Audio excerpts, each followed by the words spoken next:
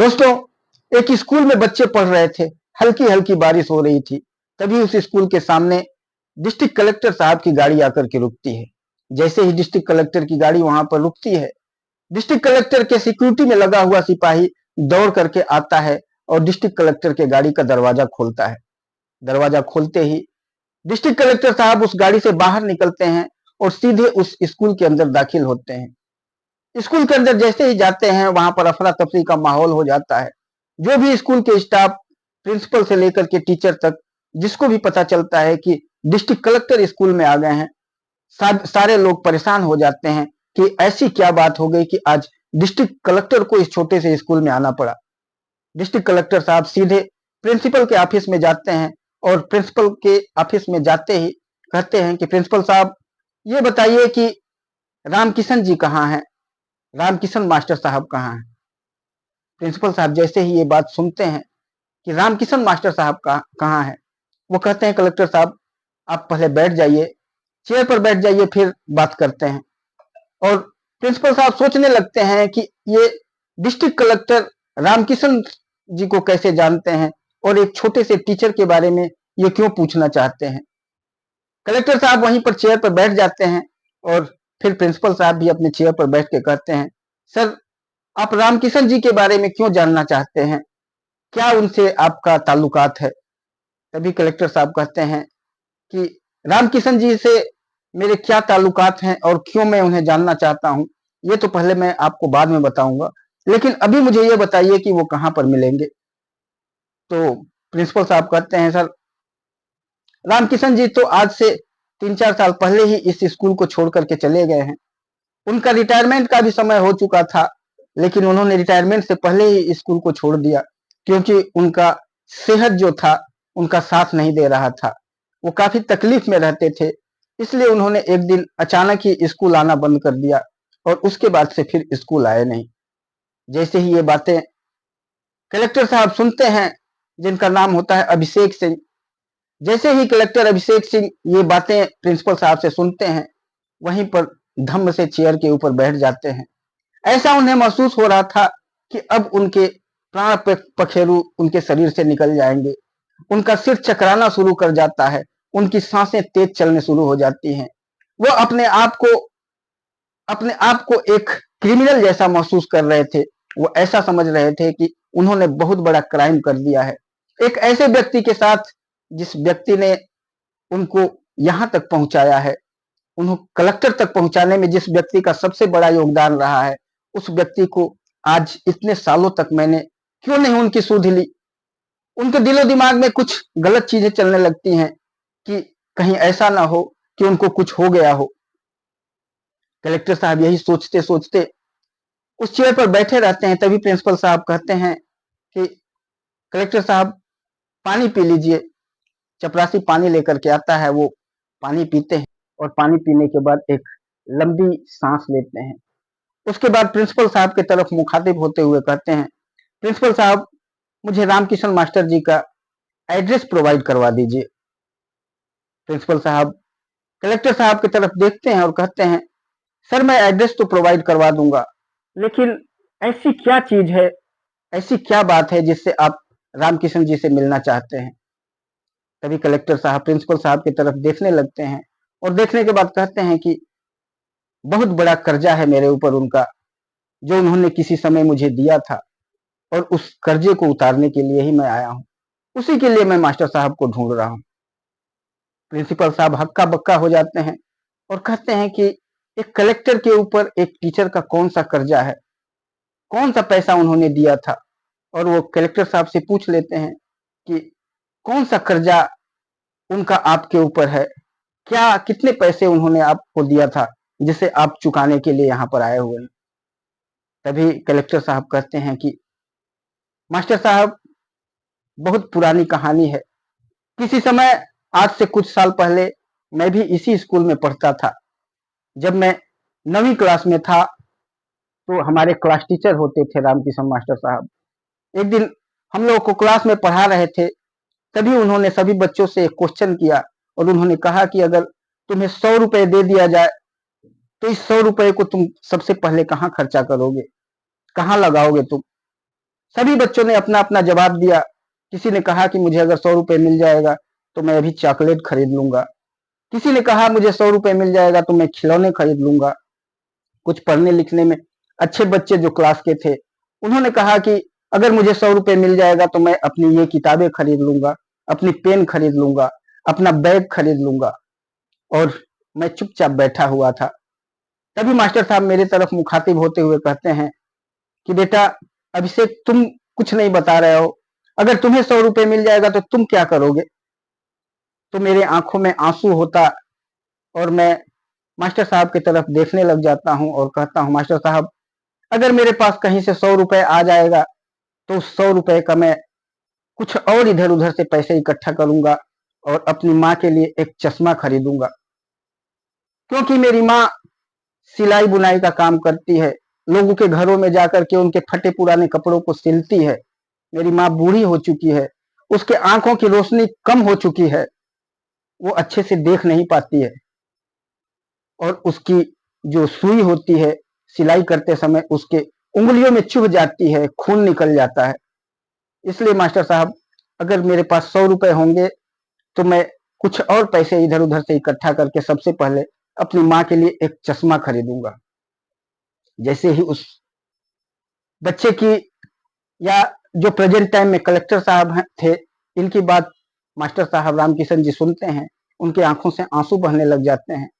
वो तुरंत अभिषेक सिंह के पास आते हैं और उसको गले लगाते हुए कहते हैं, बेटा सचमुच तुम एक नेक इंसान हो और तुम जीवन में बहुत आगे बढ़ोगे, इसका मुझे भरोसा है।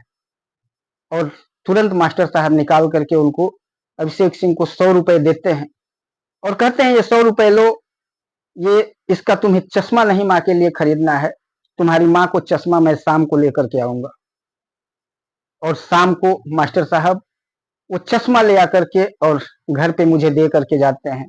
उस समय मेरी माँ घरों में काम करने के लिए गई थी, क्योंकि मेरी माँ घरों में लोगों का चौका बर्तन करती थी, लोगों के फटे पुराने कपड़े सिलती थी और उसी कपड़ों को सिल करके जो पैसे मिलता था उसी से मुझे पढ़ाती थी। उस दिन मास्टर साहब शाम को चश्मा ले आकर के मुझे दे करके गए और जब मेरी माँ शाम को काम करके आई तो चश्मा देख करके मेरी माँ इतनी खुश हो गई। उसने मुझसे पूछा कि बेटा ये चश्मा कहाँ से आया है? तो मैंने बताया कि मेरे मास्टर साहब ने मुझे दिया है। तो मेरी माँ उस दिन इतनी खुश हुई थी जैसे जिंदगी में पहली बार इतनी खुशी उसको मिली थी। और वो कर्जा आज तक मेरे ऊपर मास्टर साहब का है। उसके बाद तो रामकिशन मास्टर साहब ने मेरे ऊपर कर्जा ही चढ़ाते गए। जब उनको पता चला मैं बहुत गरीब हूँ, मुझे कॉपी किताब खरीदने के लिए मेरे पास पैसे नहीं हैं, तो हर साल जैसे ही मैं क्लास पास करता था नई किताबों का बंडल पूरा खरीद करके मेरे घर पे ले आकर के पहुंचा जाते थे। मैं 9वीं और 10वीं क्लास इस स्कूल से किया था। उसके बाद 11वीं यहाँ पर क्लास नहीं था, 10वीं तक ही इस स्कूल में क्लास था। तो 11वीं में पढ़ने के लिए मैं बगल के एक सरकारी स्कूल में चला गया और मैं बैठा हुआ था, शाम को गमगीन था और मेरे पास पैसे नहीं थे, मेरे माँ के पास पैसे नहीं थे किताबें खरीदने के लिए। मैं सोच रहा था कि ये किताबें अब कैसे आएंगी, अब आगे की पढ़ाई मैं कैसे करूंगा। इसी उधेड़ बुन में मैं बैठा हुआ था, तभी दरवाजे पर एक व्यक्ति का दस्तक होता है।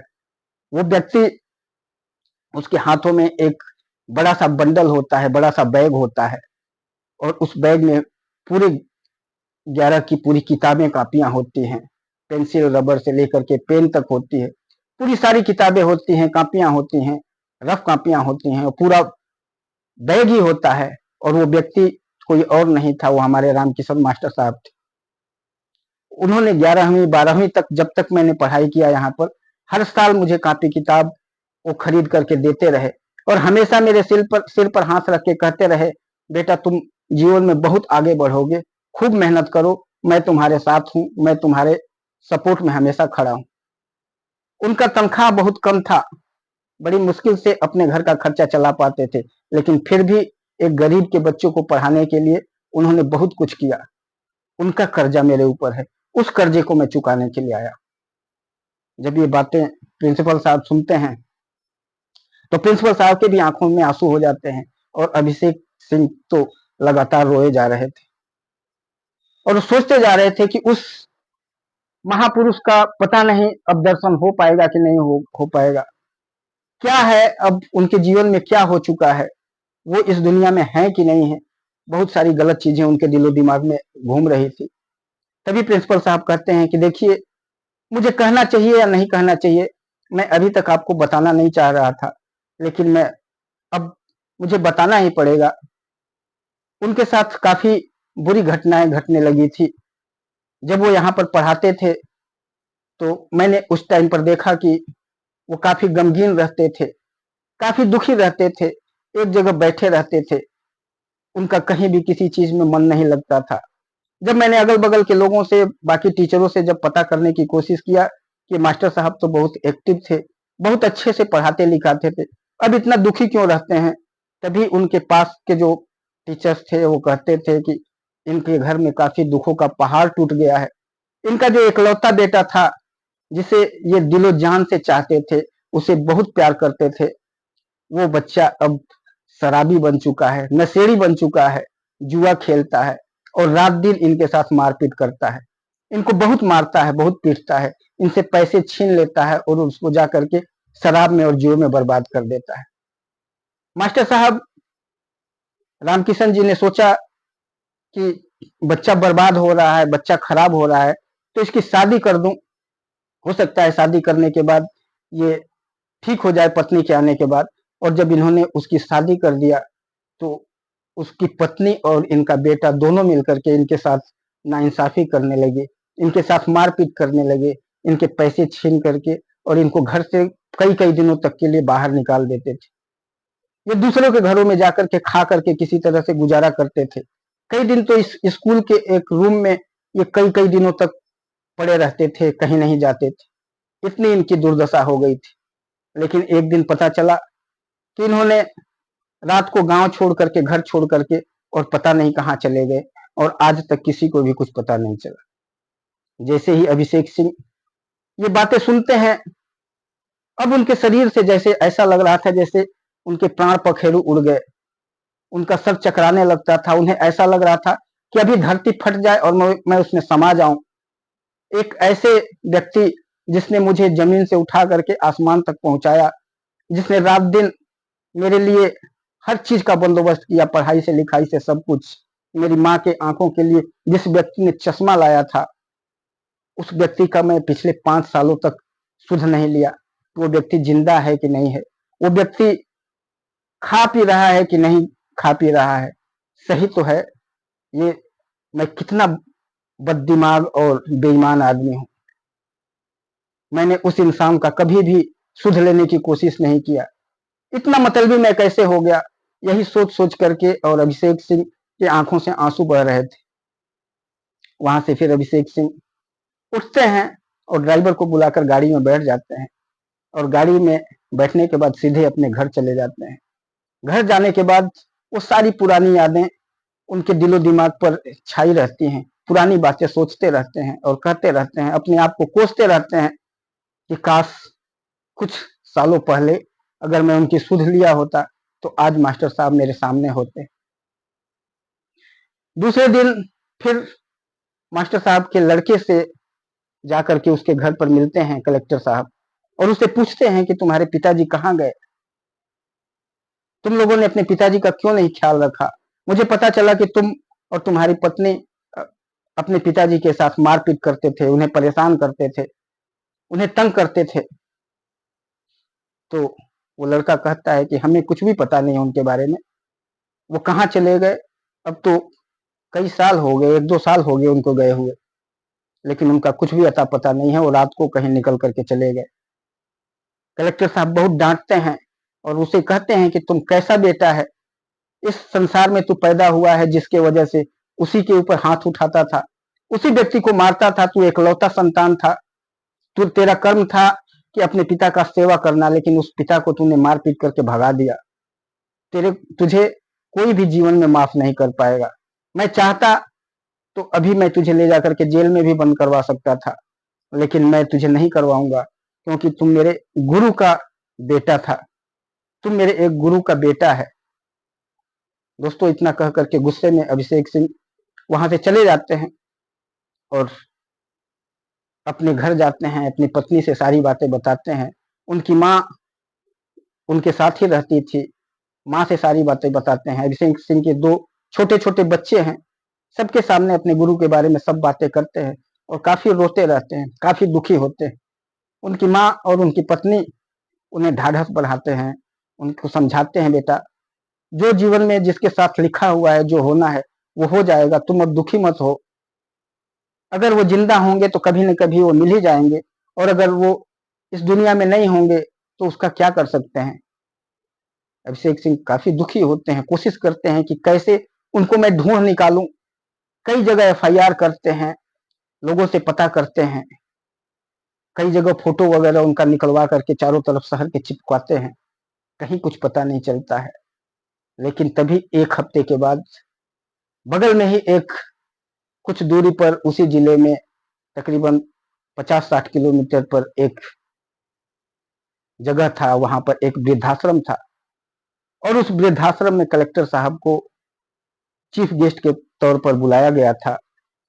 और जब वो वृद्धाश्रम में जाते हैं, कलेक्टर साहब को वृद्धाश्रम का जो मालिक होता है बड़े हर्षोल्लास के साथ उनका अभिनंदन करता है, उनको बुलाता है और कहता है कि कलेक्टर साहब आइए, इस हमारे वृद्धाश्रम में देखिए यहाँ का रहन सहन, कैसे हम लोग कितने अच्छे तरीके से यहाँ पर बुजुर्गों को रखते हैं। और एक तरफ से वो सारे बुजुर्गों से मिलवाना शुरू कर देता है कलेक्टर साहब का। कलेक्टर साहब सबसे मिलते रहते हैं, सबको प्यार से अपनी तरफ से जो गिफ्ट लेकर के आए थे वो सारे गिफ्ट वगैरह सभी बुजुर्गों को दे रहे थे, और सारे बुजुर्ग कलेक्टर साहब को आशीर्वाद दे रहे थे। ऐसे ही मिलते मिलते जब आगे बढ़ते हैं, तब एक बुजुर्ग को देख करके उनका पैर ठिठक जाता है, वहीं पर रुक जाते हैं। उनको अपने आंखों के ऊपर विश्वास नहीं हो रहा था, उस व्यक्ति को देख करके दंग रह जाते हैं। और जैसे उस व्यक्ति को देखते हैं, कलेक्टर साहब पहचान जाते हैं, जबकि वो बूढ़ा बुजुर्ग कलेक्टर साहब को नहीं पहचान पा रहा था। वो तुरंत जाकर के उस बुजुर्ग के पैरों पर गिर जाते हैं, उसके पैरों को छू के प्रणाम करते हैं और कहते हैं, मास्टर साहब आप यहाँ कैसे यहाँ पहुंच गए, आपने मुझे पहचाना। वो बुजुर्ग व्यक्ति कोई और नहीं था, वो बुजुर्ग व्यक्ति रामकिशन जी ही थे। रामकिशन जी उस कलेक्टर साहब को देखते ही रह जाते हैं और उसे पहचानने की कोशिश करते हैं। तभी अभिषेक सिंह कहते हैं कि मैं आपका अभिषेक हूं, जिसे आप हर साल कापियां किताबें सब कुछ ले आकर के दे देते थे, जिस बेटे के माँ के लिए आपने चश्मे खरीदे थे, मैं वही हूं। जब इतना सुनते हैं तो रामकिशन जी की आंखों से आंसू बहने लगता है, उनको पुरानी चीजें याद आना शुरू हो जाती हैं, और वो दौड़ करके और कलेक्टर साहब को गले लगा लेते हैं और कहते हैं, बेटा बहुत देर से आए हो तुम, थोड़ा पहले आए होते। जैसे ये बातें सुनते हैं कलेक्टर साहब, उनके भी आंखों से झरझर आंसू बहने लगता है। वहां जितने लोग थे, हर व्यक्ति इस तरह का मिलन देख करके सबके आंखों से आंसू बहता है, सब रोने लगते हैं कि आखिर ऐसी क्या बात है कि इस बुजुर्ग को देख करके और कलेक्टर साहब रोने लगे। तभी कलेक्टर साहब सबको बताते हैं कि ये बुजुर्ग जो हैं, ये मेरे गुरुजी हैं, जिन्होंने मुझे पढ़ाया लिखाया और मुझे आज कलेक्टर बनाया है। ये इन्हीं की देन है, इन्हीं की उपज हूं मैं, जो कि आज आप लोगों के सामने एज ए कलेक्टर दिख रहा हूं। अगर ये नहीं होते तो मैं भी ऐसे ही किसी गरीब खाने में, किसी गरीबी में और किसी अनाथाश्रम में जी रहा होता, खा रहा होता। लेकिन इन्होंने मुझे आज इतना बड़ा मुकाम हासिल कराया, ये इस जिंदगी के ऊपर इन्हीं का पूरा हक। दोस्तों उसके बाद वो रामकिशन जी से बैठ करके और सारी बातें करते हैं। रामकिशन जी अपनी पूरी कहानी कलेक्टर साहब को बताने लगते हैं, और जब सारी बातें वो बताते हैं तो कहते हैं कि मेरे साथ मेरे बेटा और मेरी बहू ने बहुत ही नाइंसाफी किया, मेरे साथ बहुत गलत किया, मुझे मारा पीटा, और यहाँ अनाथ आश्रम में भी मुझे लेकर के आने वाले मेरे बेटा बहू ही है। उन्होंने ही मुझे ले आकर के यहाँ अनाथ आश्रम में छोड़ दिया। मेरी जमीन जायदाद, मेरा घर द्वार जो भी था, मेरे पैसे जो थे, सब मेरे बेटे ने हथिया लिया। कुछ जुए में हार गया, कुछ नशे में बर्बाद कर दिया। और उसकी जब मैंने शादी किया कि वो सुधर जाएगा, लेकिन जब जिस लड़की से मैंने शादी किया वो लड़की भी ऐसे ही थी। दोनों एक ही कैटेगरी के थे, दोनों की सोच एक ही थी, और उन्होंने मुझे मार पीट करके इस अनाथाश्रम में ले आकर के छोड़ दिया। तब से मैं यहीं पर इसी वृद्धाश्रम में हूँ। दोस्तों, जब ये बात कलेक्टर साहब सुनते हैं काफी दुखी हो जाते हैं, और वहां के जो वृद्धाश्रम के मालिक होते हैं उनसे कागजी कार्रवाई वगैरह करते हैं और कहते हैं कि मैं इनको अपने घर लेकर के जाऊंगा। डॉक्यूमेंटेशन वगैरह करके और उनको सीधे अपने घर लेकर के आते हैं। जब घर पे लेकर के जैसे ही उनकी गाड़ी कलेक्टर साहब की आती है, उनके दोनों बच्चे भाग करके दरवाजे पर आते हैं कि पापा आ गए, पापा आ गए। उनकी माँ, उनकी पत्नी दरवाजे पर खड़ी होकर के उनको देखती रहती है, निहारती रहती है, और देखती है कि उनके साथ एक बुजुर्ग आदमी फटे पुराने कपड़े में, गंदे मैले कुचैले कपड़े में उनके साथ आ रहा है। वो अंदर जैसे ही जाते हैं, अपने बच्चों से कहते हैं कि ये गुरुजी हैं मेरे, इनके पैरों को छुओ। बच्चे बहुत ही अच्छे थे, वो तुरंत उनके पैरों को छूते हैं, और गुरुजी उन बच्चों को आशीर्वाद, उनके सिर के ऊपर अपना हाथ रख करके उनको आशीर्वाद देते हैं। और फिर कलेक्टर साहब उनको लेकर के अंदर जाते हैं, जहां पर उनकी पत्नी और उनकी माँ खड़ी होती है। अपनी माँ से कहते हैं, माँ, मेरे यही गुरुजी हैं, रामकिशन जी, जिन्होंने मुझे पढ़ाया, जिन्होंने तेरे लिए चश्मा खरीद करके लाए थे, जो मेरे लिए किताबें खरीद करके लाते थे। आज इनकी बहुत बुरी दशा हो गई। इनके बेटे और बहू ने इनको वृद्धाश्रम में छोड़ दिया था माँ। मैं इनको अपने घर पर लेकर के आया हूँ, अभी आज से यहीं पर रहेंगे। जब कलेक्टर साहब की पत्नी सुनती है, तो उनकी पत्नी भी काफी नेक विचारों वाली औरत थी, वो भी देख करके खुश हो जाती है। उनकी माँ भी खुश हो जाती है कि चलो बेटे ने अपने गुरु को लेकर के आया घर, अपना फर्ज निभाया बेटे ने। और सभी लोग वहां पर गुरु जी के साथ उनका पैर छूते हैं और उनसे आशीर्वाद लेते हैं। फिर उसी दिन कलेक्टर साहब गुरु जी को अच्छे से नहलाते धुलाते हैं, नए कपड़े उनके लिए मंगा करके पहनाते हैं, और उनके साथ पूरी रात पूरा परिवार बैठ करके उनकी आप बीती सुनता है, बातें करते हैं, और बड़े ही खुशी से रहने लग जाते हैं। दोस्तों, तभी पता चलता है कि जो उनका बेटा था वो किसी क्राइम केस में फंस जाता है, और उसे 14 साल की जेल हो जाती है। उस बेटे को पता चलता है कि उनके पिताजी जो है वृद्धाश्रम से उनको कलेक्टर साहब लेकर के गए हैं।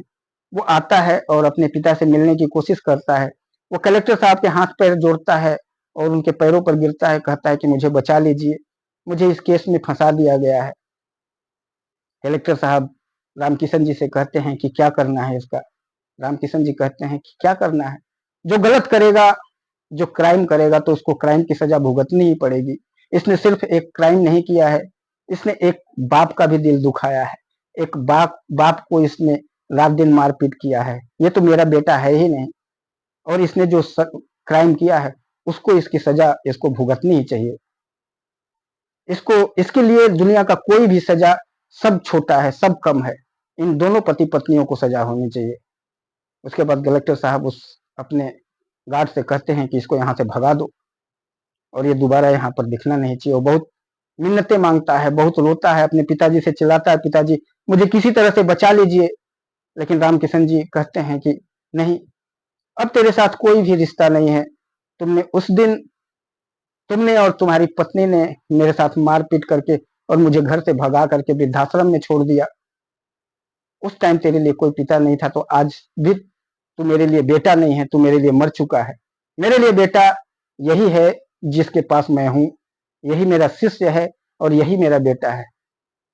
दोस्तों, उसके बाद तुरंत अभिषेक सिंह जी अपने गुरु जी को गले लगा लेते हैं, और गार्ड्स उसको भगा करके और दरवाजा बंद कर देते हैं। उसके बाद अभिषेक सिंह, उनकी पत्नी, उनकी माँ, उनके बच्चे काफी अच्छे से गुरु जी के साथ रहते हैं। एक फैमिली की तरह से, एक परिवार की तरह से, एक बाप की तरह से उनको इज्जत दिया जा रहा था। एक गुरु की तरह से उनकी पूजा होती थी। उस परिवार में काफी खुशी पूर्वक रामकिशन जी अपना जीवन निर्वाह कर रहे थे। दोस्तों, यही कहा जाता है कि अगर कर्म आपके बुरे होंगे तो उसका फल आपको भुगतना पड़ेगा। अगर अच्छे कर्म करेंगे तो उसका भी फल और वो चीज आपको इसी जीवन में मिलना है। इसलिए हमेशा अपने अच्छे कर्मों की तरफ अग्रसर होना चाहिए। अपने गुरु और अपने पिता की हमेशा इज्जत करना चाहिए, हमेशा सेवा करना चाहिए, तभी आपको उसका अच्छा फल मिलेगा। आपको ये कहानी कैसी लगी? अगर कहानी अच्छी लगी होगी तो कृपया वीडियो को लाइक कर दीजिएगा, चैनल को सब्सक्राइब कर लीजिएगा, क्योंकि मैं ऐसी कहानियां लेकर आता रहता हूँ। फिर मिलेंगे किसी और वीडियो में, तब तक के लिए नमस्कार।